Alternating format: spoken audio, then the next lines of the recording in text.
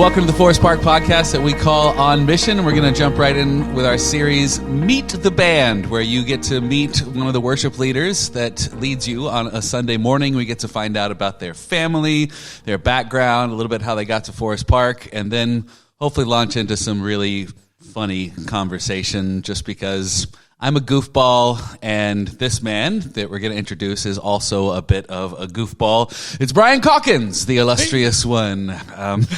He's been playing drums for us for a while, and he and his wife, Devine, and my wife, Haley, and I have become pretty close friends this past couple of years.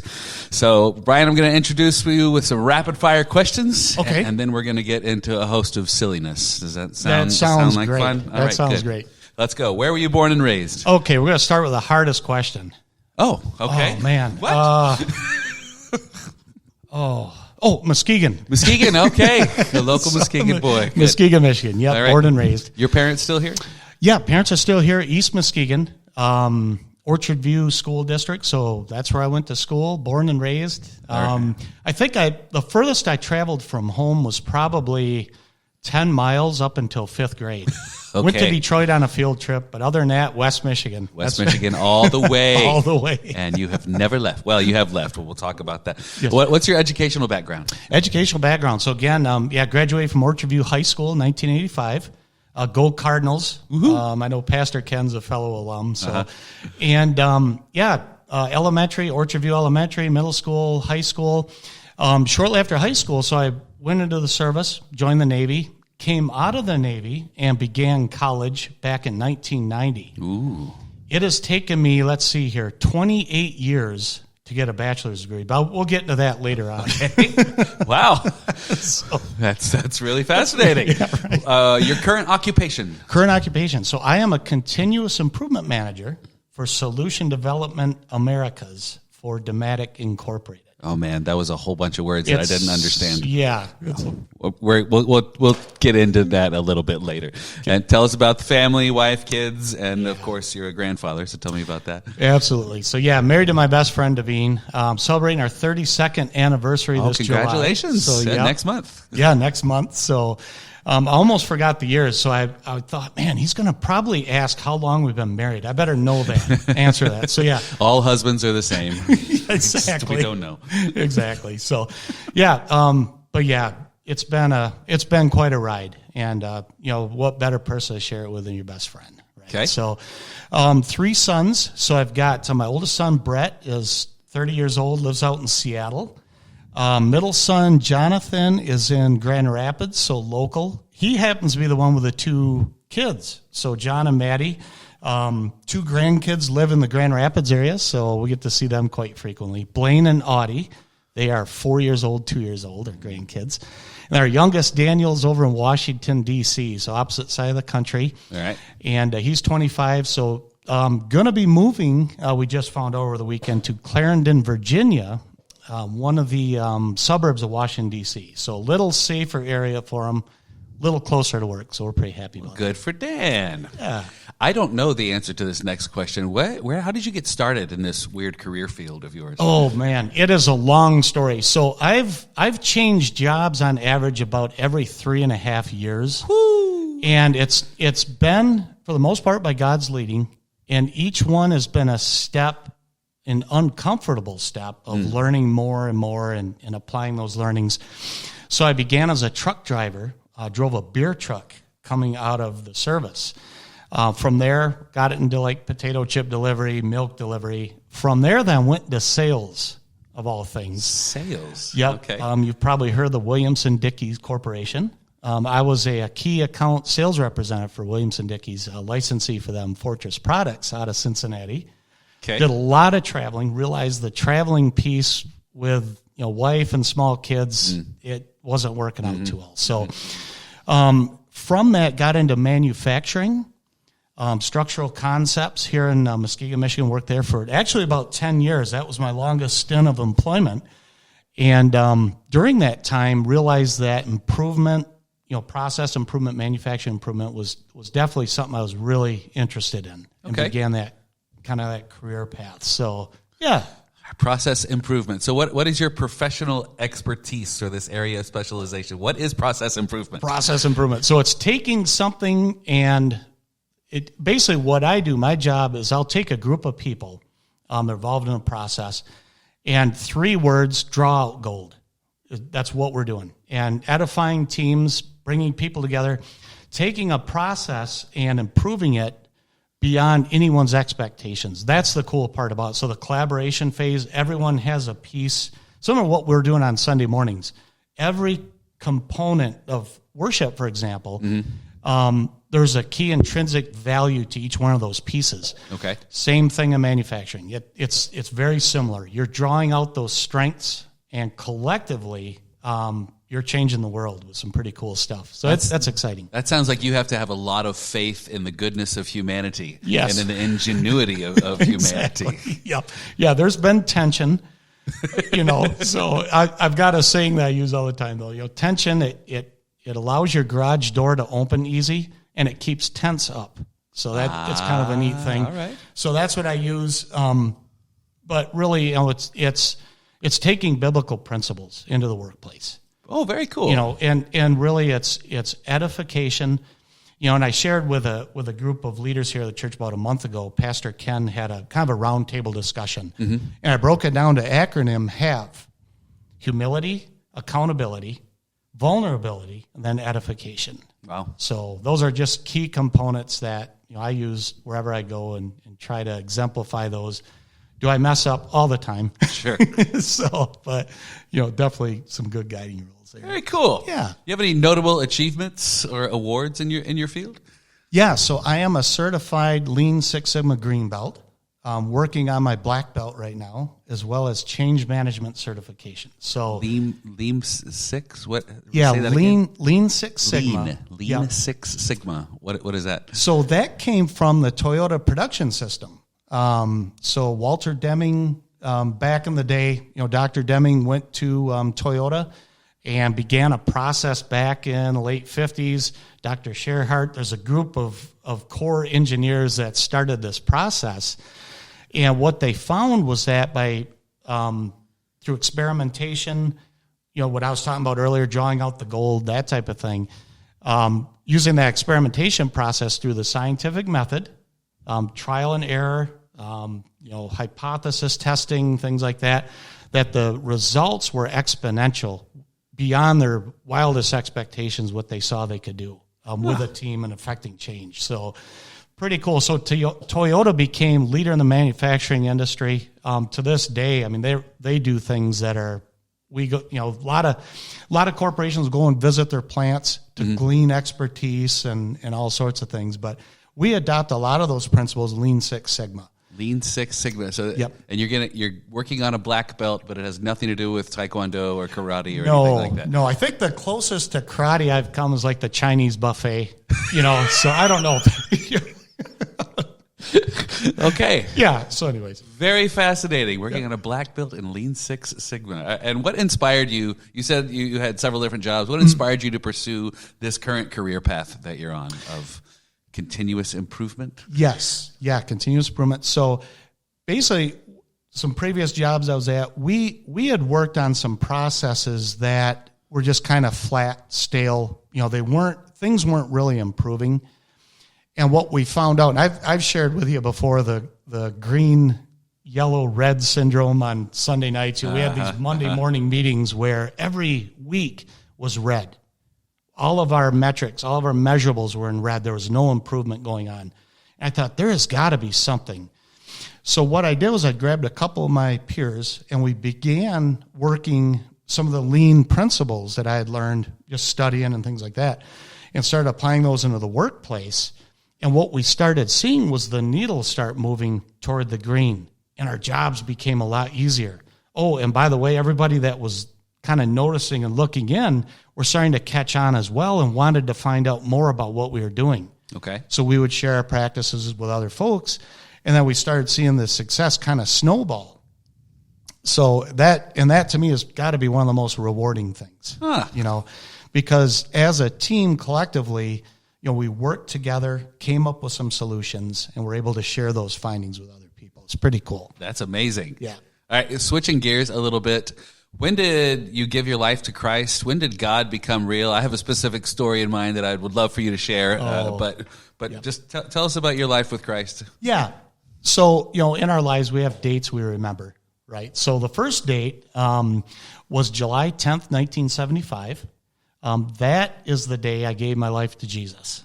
Gave my heart to Jesus. I was 8 years old, backyard of a friend's house. It's kind of a summer Bible study program. Okay. All right. His mom was a very close friend of the family and was also mutual friends with Devine, who I met shortly after this. Oh, how about that? So isn't that cool how that worked out? But anyway, the backyard of 1719 Francis Street in East Muskegon. I remember the place and everything. So, yep. From that time through elementary school, middle school, started drifting away. Got into some really, dumb things, as a kid, just making some really stupid mistakes. Mm-hmm. Still do sometimes, sure. Right? But then I call those years kind of the dark ages because I drifted away from God. I just started living life for my own, trying to satisfy my own desires, so drinking, drugging, goofing around, just doing stupid stuff, and drifted away from God. This went on throughout high school. Rebelled against my parents. That's part of the reason I joined the Navy. It was kind of a, hey, I'll show you guys. Uh-huh. I'm in charge. This is what I'm going to do. Boom. So just really rebellious period of my life. It was during my time in the Navy, and I've shared this story with you too. Mm-hmm. A second date that was very transformational in my life was November 13th, 1988. Third year in the service, and we're out in the Indian Ocean or the Gulf of Oman on a cruise. We were patrolling near the Straits of Hormuz, and we had on the ship I was embarked on a helicopter that our main duty as a United States naval vessel was submarine warfare. But what we did was we would patrol the entrance to the Straits of Hormuz. So we spent a lot of time out there, a lot of flight ops. On this particular day, though, the pilots were getting close to their qualification period, so they were up in the air all the time, trying to get their flight hours in. I can't remember how many flight hours they needed, but they were in there quite a bit. And part of my job was to brief the pilots on weather conditions, local intelligence threats, things like that, kind of the landscape of what was going on around there. But right. I did a pre-flight briefing with the pilots. Well, that morning of November 13th, I remember telling the lieutenant commander, who was a pilot of the helicopter that morning, Lieutenant Commander Pells, I told him, I said, just another day in the Persian Gulf, sunny, 75, just another, just normal, blah day. I was kind of joking around about it a little bit. And he goes, oh, but what a glorious day it is. And that was the last words that came out of his mouth before he took off into the helicopter and they started their flight ops. So probably about 4 hours after that, the helicopter come in to refuel, went back out, was coming back to the ship on approach to do a pilot swap. And with the other crew, the second crew would go onto the helicopter and get their flight hours in. As the helicopter was approaching the flight deck, the tail rotor seized and began spinning out of control wildly. And I recall I was on the headset, and the starboard lookout was kind of giving me a play-by-play of what was going on. And I remember the starboard lookout saying, hey, team, brace for impact. The helicopter's inbound. Scramble for cover. Oh, man. We were getting ready to run for cover, and we heard a loud, like a splash into the water. We could hear it on our sonar microphones where I was working at the time. And the starboard lookout said, belay my last, no need to run for cover. Helo splashed, deploy search and rescue team. Alarm went off, collision alarm, and the search and rescue team was scrambled. Before we could get divers in the water, we had sharks that would follow the ship. And they were attracted by the crash, so there were sharks on the crash site. We couldn't deploy divers at that time. Shortly after that, a pontoon floated to the surface, and it was about probably 5 to 7 seconds after that. I was still inside, and again, starboard lookouts give me the blow-by-blow. Yep, we got sharks, the pontoon floated, and it was shortly after that I heard the implosion of the helicopter in the water. And I think you and I were I was sharing the story with you, but Yeah. you can't describe that sound. And when everything happens so fast, you don't realize what's going on around you. But after the fact, I realized that had that helicopter hit the ship, 17 of us would have been killed instantly from the impact of where the helicopter was coming onto the ship. Later that afternoon, so probably fast forwarding to about 1:32 in the afternoon, I met up with the starboard lookout and thanked him and said, "You did a phenomenal job out there, holding your composure." I was a petty officer, second class. He was a E3 or seaman, so I was able to kind of coach him a little bit. So, man, wonderful job. And we were all just shooken up, still in shock a little bit. He goes, "Petty Officer Calkins, I want to tell you something, though, that I didn't share with you on the microphone and what had happened." I go, "What's that?" He goes, "The pilot actually unharnessed himself in the cockpit where he was in the helicopter and put his full body weight on the yoke to prevent the helicopter from hitting the ship." Whoa. So he literally gave his life, sacrificed his life. They probably, I don't know the full details of what had happened. I don't know if they would have survived the crash, but I do know this, is that had he not done that, 17 of us would have been killed. Wow. And it was probably an hour after that where it was like just heaven kind of downloaded into me. Did you see what just happened here? Right. And it hit me that one man, one person, one shipmate gave his life for 17 of us. But then my engineering mind kind of went forward and extrapolated a little bit. But there was one person that gave his life for everybody. And at that point of time, I remember as clear as day, I was on the fantail of the ship, the very back of the ship. We were in the Persian Gulf, calm seas, beautiful day, going about 10 knots. There's a small wake behind the ship, and I dropped to my knees on the fantail and just sobbed.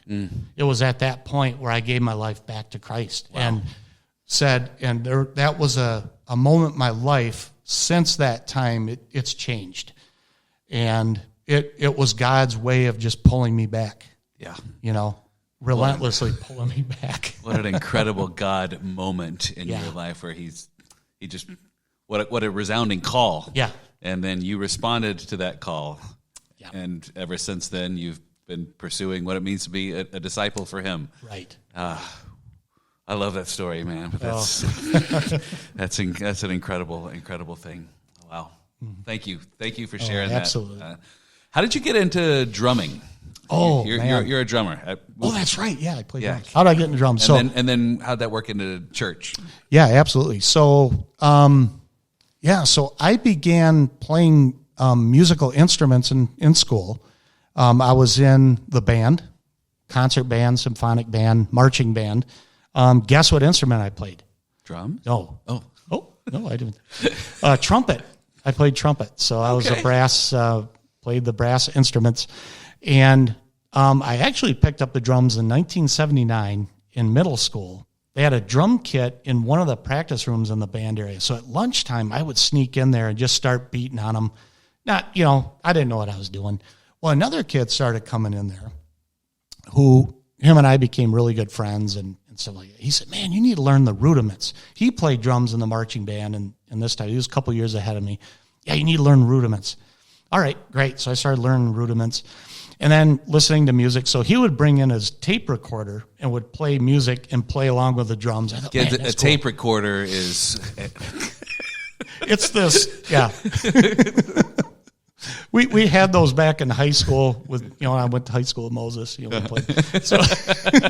So, and then since that time, played drums, just, putzing around with friends, couple garage bands. We played at some high school dances and kept the drum kit, just kept playing and playing and playing and playing. And then in 1993, kind of a cool story, I was getting ready to sell my drums. I had an old Pearl export kit, Ferrari red, with pasty symbols. Yeah, This was cool. It's like that's 3-ply. Oh, yeah. We know that's good drums. Yeah, that's right. And, the quintessential 80s kit. You got cymbals that hang upside down and all these, rototoms. I had rototoms. It was just cool. And so I was getting ready to sell the kit. I'm like, with young kids, it doesn't make sense.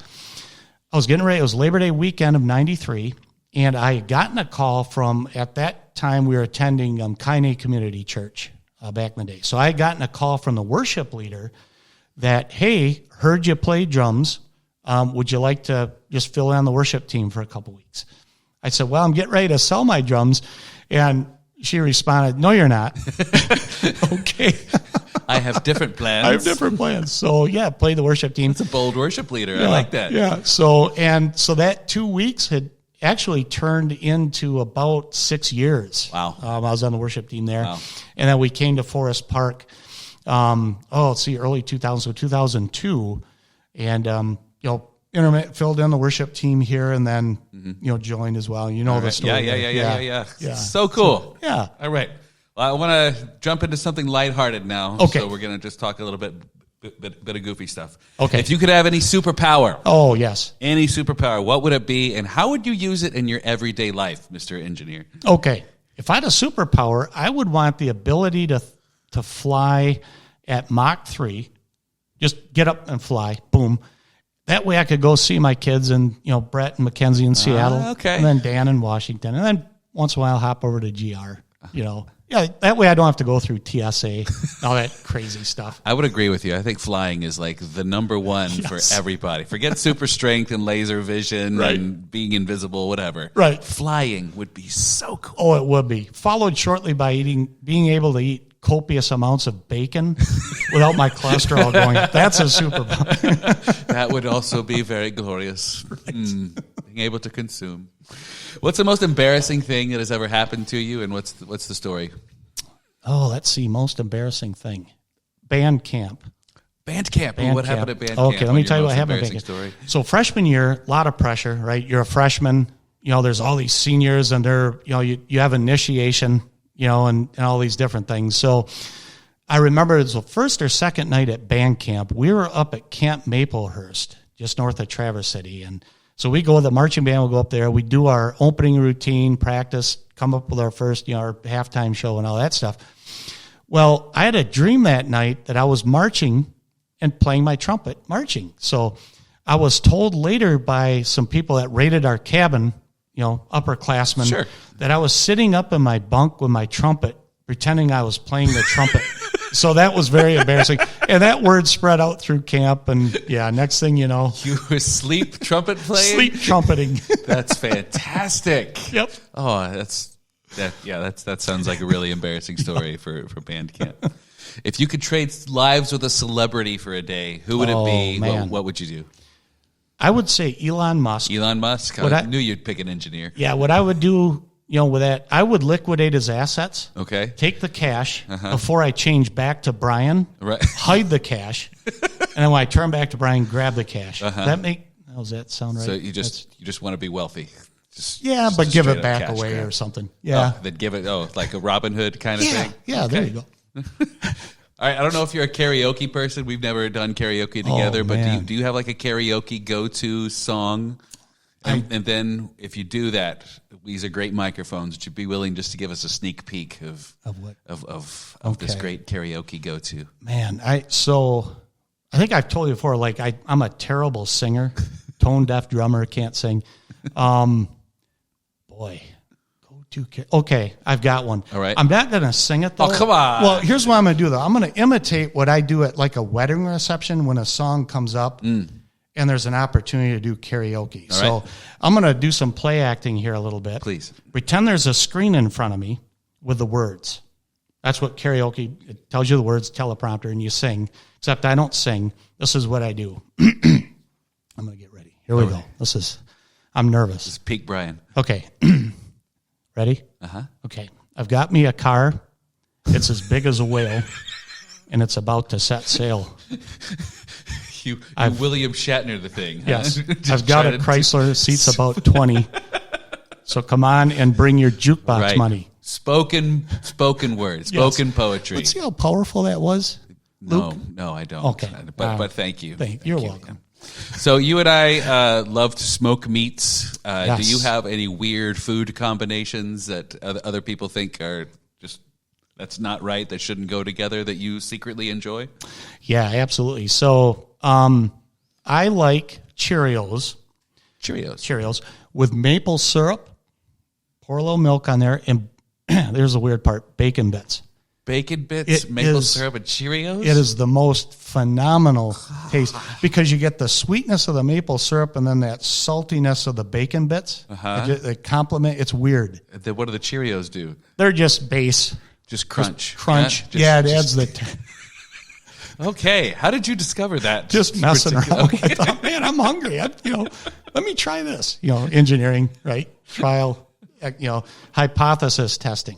All right. Well, you and I also love to joke around a bunch. Do you have a favorite joke or pun or dad-ism that it's your main go-to when meeting new people? Or? Oh, yeah. Yeah. So I've used this one before, 2 of them, actually. I think I shared the first one with you. Drummer joke. Yes, please. How can you tell if a stage is level? That's if the drummer's drooling out of both sides of his mouth. All right, a self-put down. Yeah, that's always the safest kind of humor. Yep. Make fun of yourself. And there's a second one I used. I actually used it with my oldest grandson, and it didn't go over too well with my daughter-in-law, and I don't know if Devine heard me say it, but I said, Blaine. He goes, what, Papa? I said, what's green and can go 400 miles an hour in reverse? He thought for a minute. He goes, I don't know, Papa. And I went... That's not joke. Well done. It's good for a 2-year-old. It is. Yeah. It is. Did he get it? He did. He did. He goes, oh, and he went, yeah. Pretty perceptive. Do you have any irrational fear or phobia? And do you know how it originated? Yeah, I do, actually. A rational fear or phobia is breaking a drumstick in the middle of a worship set. Now, where does this... That's a completely rational fear. I don't know. That's not irrational at all. Yeah. So where that came about, I think I shared this story with you. So Pastor Russ played, piano one Easter Sunday. This was 5-6 years ago, I think it was. And it was a, very upbeat, and I can't remember the exact song, but it was... very powerful, and at the end of a song, there was a diamond where you crack the snare drum, music stops, and then there's the ending. Well, when I had done that, I cracked the snare drum, and I was so into this, when my left hand came down on the rim of the snare, that stick just snapped, and everything was in slow motion. And it's a full congregation, balcony. Sure. Packed on Easter. And that drumstick, I looked up to the left and went, no, like this. And it was hovering right above Pastor Russ. Because you remember the piano, we had the drums here. Piano was right there, the grand piano. Yeah. Pastor Russ was playing. And that thing was hovering above him. And I thought, that thing's going to fall right on him because it's right over him. And it fell behind him, fortunately. But... after the service, there were a couple people that were in the balcony commented, hey, I saw you broke your drumstick. I thought it was good, Pastor Russ. Shut up. That wasn't funny, man. Could have seriously hurt somebody. Yeah. So if that ever happens, Luke, I will, I'll let you know to the best of my ability. And I'll make sure that doesn't that's why happen. we've got a cage and we don't put anybody around you. Right. Just stick you over in the corner, keep you away from let the animals be where the animals need to be.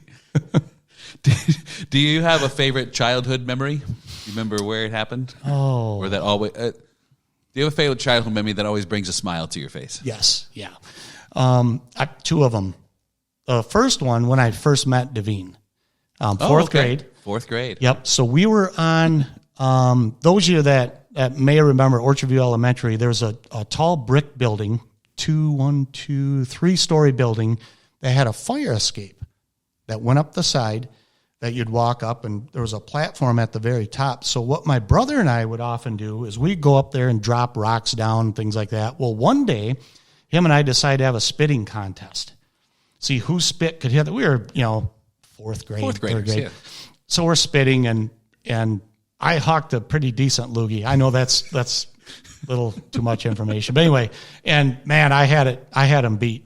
And sure enough, right at that moment, down at the bottom of the fire escape, comes my good friend who's named Jason with this really cute, really nice-looking fourth grade girl that I thought, man, she's pretty good looking. I want to know her. It was Devine. Uh-huh. And so first time we met, I was spitting off the balcony of the fire escape. So young men in the audience, if you're seeking that woman of your dreams, and after much prayer first, Go spitting. Show her well you could spit. Just keep being a boy, right? Just do the boy things. Yep. That is hilarious. Yep. Well, so you talked about a little bit of your time in the Navy, which is when most of your traveling, I can imagine, and your world done. Do you have anything on your bucket list that you're really hoping to accomplish? Oh, David and I have talked about we'd like to visit every national park in the United States. Every single one. I believe there's 63 of them. So that's a lot of national parks. Yeah. Man. We've been to several of them. Still a long ways to go. And then we definitely want to get over to England, where her ancestors are from. And she's recently connected with family over there, too. Oh, very cool. Yeah. That's exciting. What is it about national parks that makes you smile? We just love the variety, the beauty, God's creation, just being out there. The most recent one, this last weekend, she was in Shenandoah Valley, so the Rappahannock River, sharing pictures, just the history, Civil War, period. And then before that, in May, we were up in the North Cascades National Park. Just beautiful. And every, national park has its own character, its own, geological features. I mean, it's just a variety everywhere you go. So that's amazing. That's amazing. Do y'all have a favorite board game that you like to play in the Calkins home? Yeah. So, and actually, next time you and Hill are over, we've got to do this. It's called 5 Crowns. I don't know if you've ever played that. I've never heard of that one. Okay, so it's 5 suits, card game, 5 suits, and haven't played it in a while, so I'm going to have to kind of brush up on it. Okay. Yeah, Daveen's pretty good at it. She says I beat her all the time, but that's probably not true. I think so. Do you have any tips or tricks that makes you the expert 5 crown player? Yeah, I'll tell her. I'll ask if she wants to get like a snack or something. And then what I'll do is I'll try to peek over. You'll just cheat. Okay, so cheat. You're a cheater. That's it. Yeah. Hey, whatever you got to helps you win.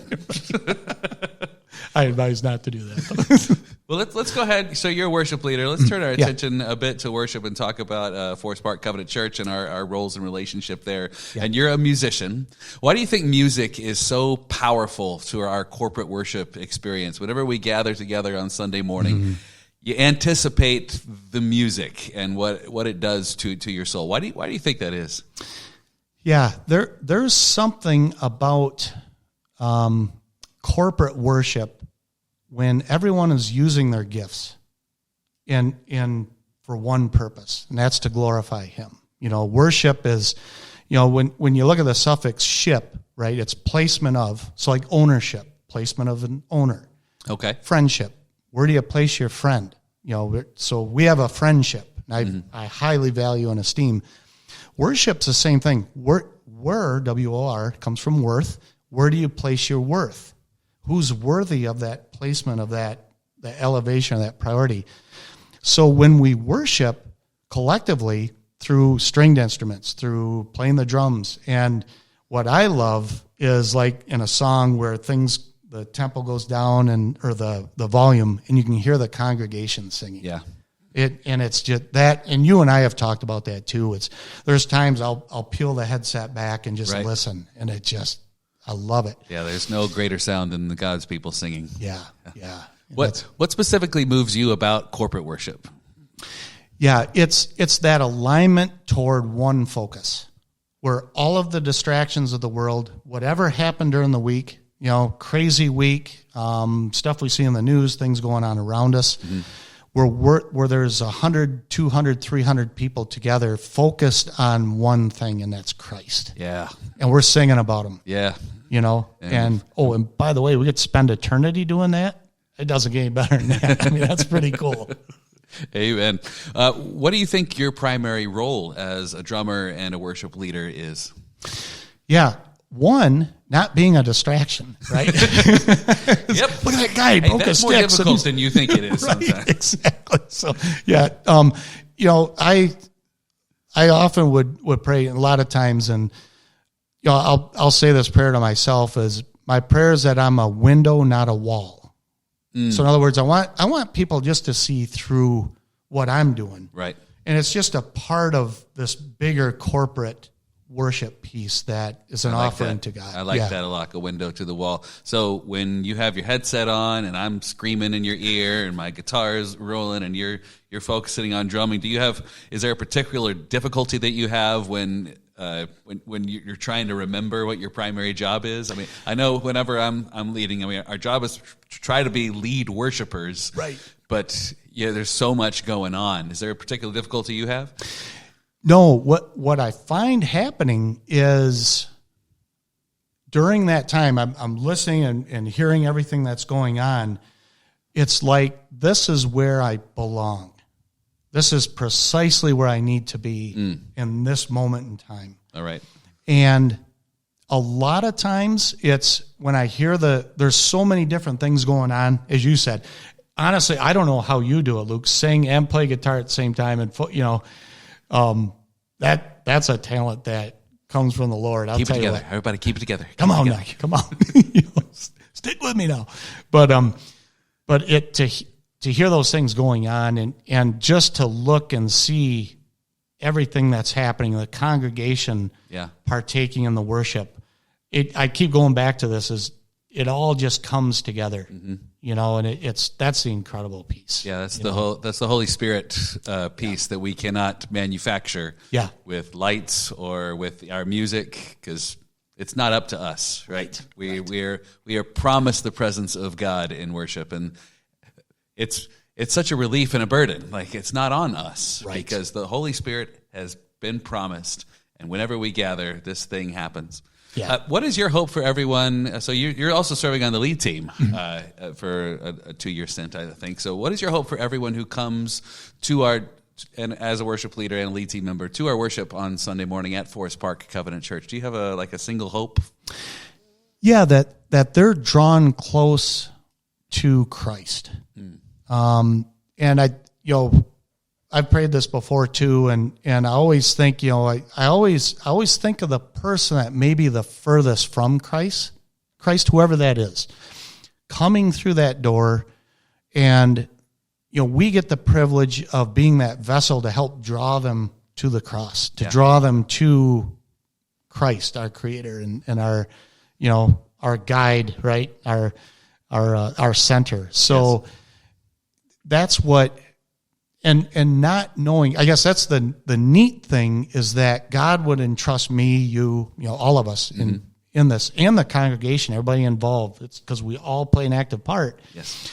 That we get the opportunity to be a part of that ministry and drawing those people in. So there's something about the gospel message through song, worship, that soothes and helps kind of bandage up those wounds that we get beaten up, throughout the week. We come in, we can get refreshed through fellowship, worship.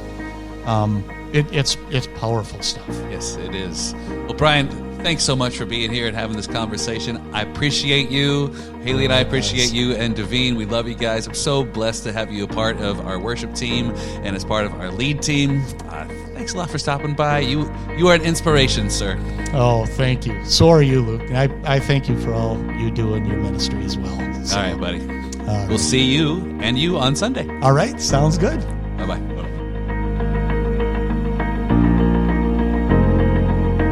Wave Beats Music.